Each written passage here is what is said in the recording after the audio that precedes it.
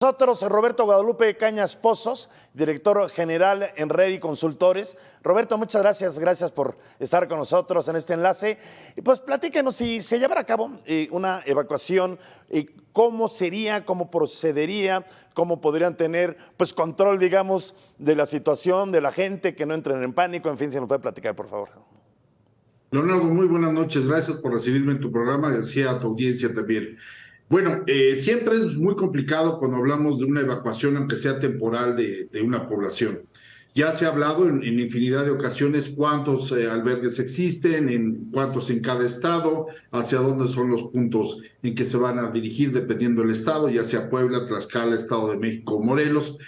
¿Cómo ha sido esto? Pero lo más complicado o lo más importante de estos trabajos son los trabajos previos, la parte preventiva, que es donde siempre hemos pugnado los que nos dedicamos a la gestión integral de riesgos y a la protección civil, que no esperar hasta que suceda la emergencia para poder tomar una serie de acciones destinadas a poder llevar a buen puerto estos protocolos de emergencia. Primero, debemos de tener en perfectas condiciones los caminos, las rutas de evacuación con señalamientos actualizados, bien cuidados, en puntos estratégicos, las calles, las avenidas, los caminos que van a ser las rutas de evacuación deben estar en condiciones adecuadas para que los vehículos puedan transitar por ahí, así haya habido lluvia, así haya caído de ceniza o así haya pasado cualquier otra cuestión. Deben de estar en buenas condiciones. Los vehículos en los que vas a transportar tanto a los vecinos, a los ciudadanos de cada uno de estos poblados, deben estar en condiciones mecánicas perfectas para poder llegar a buen puerto. No queremos que a la mitad del camino se nos descomponga un camión y tengamos que detenernos para cambiar de vehículo con los habitantes, con los ciudadanos que estamos llevando de un poblado. De por sí la gente está estresada, o sea, el que estés tú en una situación en donde te digan que es muy posible que tengas que evacuar tu hogar para dirigirte a un albergue por X cantidad de días, bueno, siempre te lleva a un estado de estrés que las autoridades deben de estar ya manejando cuando lleguen las personas al refugio temporal.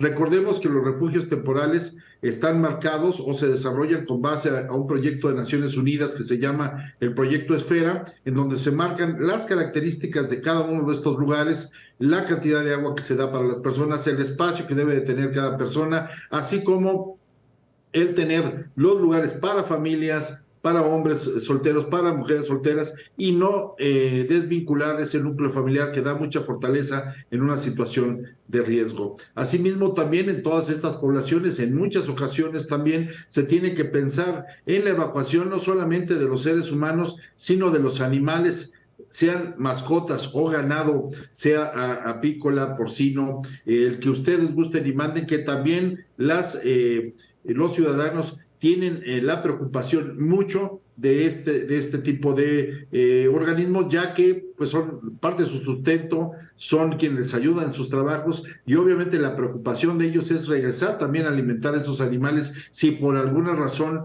no pudiesen llevarse a un lugar más seguro.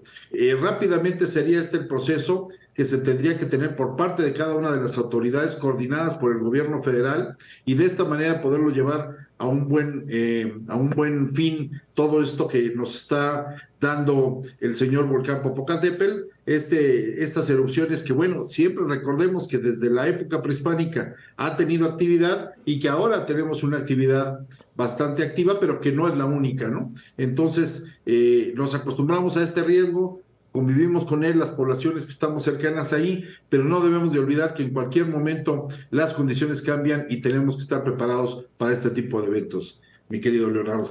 Roberto, dos preguntas muy rápidas. La primera, ¿cuándo fue la última vez que hubo una evacuación? Tengo entendido que ya tiene algunos años y muy probablemente Sí. pues muchos habitantes, sobre todo los niños o personas que estén radicando ahí por pocos años, pues no sabrán en qué consiste. Es decir, ya en el momento, digamos, de la emergencia, ¿cómo les avisan? ¿A cuántas personas se pueden evacuar? ¿En cuánto tiempo podrán estar en los albergues? ¿Cuántas personas serían? ¿Cuántos animales podrían ser? Si nos puede decir en muy pocas palabras, digamos, los datos Sí, generales. claro. Sí, claro. Bueno, esto ya la última evacuación de que tengo memoria del volcán Popocatépetl ya tiene 1 o 2 sexenios que se dio esta situación, si mal no recuerdo. No te tengo la fecha exacta, te mentiría si te dijera alguna fecha en lo particular, pero tenemos la complicación siempre de todos estos caminos, ¿no? Si tú ves en todos los reportes que nos han dado nuestros amigos reporteros en las áreas, encontramos los caminos pues no en tan buenas condiciones como son, imagínate en tiempos pasados cómo estaban también, y obviamente esto complica mucho. En las familias, tú acabas de tocar un tema muy importante, los padres que ya tienen experiencia de esto, los padres o los abuelos que se acuerdan de este tipo de situaciones, deben de platicar con los más jóvenes para empezar a manejar todo ese estrés psicológico que se da por esta situación. Te comentaba anteriormente, las autoridades tendrán que tener profesionales de la salud mental en los albergues para poder manejar todo lo que es el estrés psicológico que te genera esta situación. Ahora, ¿cuántos vehículos vamos a utilizar? Pues es la población que se tiene alrededor. Nuestro amigo reportero hace unos minutos hablaba de 1,000 camiones para poder movilizar a la población que se tenía en el Estado de México, ¿sí? Si tú ves también en el Estado de Puebla y Tlaxcala tenemos una gran población que los vehículos oficiales no nos podrían dar toda la batalla necesaria para poderlo sacar. Necesitamos tener, por eso mismo, las actividades de los simulacros para poder contar con un censo adecuado de población, en dónde los vamos a llevar, a qué albergue van a estar, porque tenemos una costumbre en México donde utilizamos las escuelas como albergues temporales. Una escuela no está diseñada para ser un albergue temporal, y Naciones Unidas nos dice que lo más pronto que la comunidad pueda regresar a las actividades de una manera más segura podrán estar ellos con un estado de shock menor al que tienen ahorita.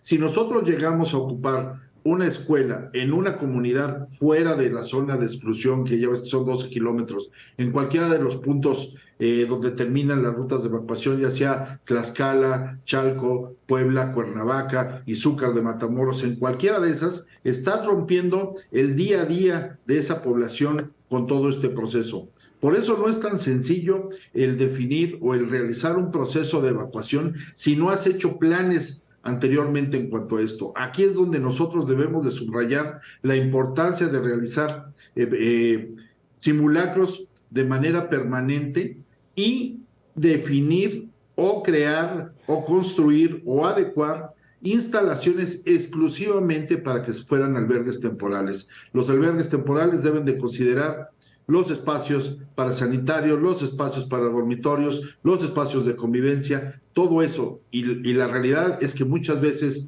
nuestros espacios para albergues temporales son escuelas, son deportivos que no cumplen con todas las funciones que debe de ser, querido Leonardo. Entonces, desde los vehículos que tenemos que tener, que tendremos que utilizar vehículos de la iniciativa privada, porque los vehículos gubernamentales no podrán dar cabida para todos los refugiados, bueno, perdón, para todos los que vamos a llevar a estos albergues temporales en cualquiera de los estados, sea Estado de México, sea Estado de Puebla, Tlaxcala o Morelos. En cualquiera de ellos no habría cantidad suficiente de vehículos del gobierno estatal.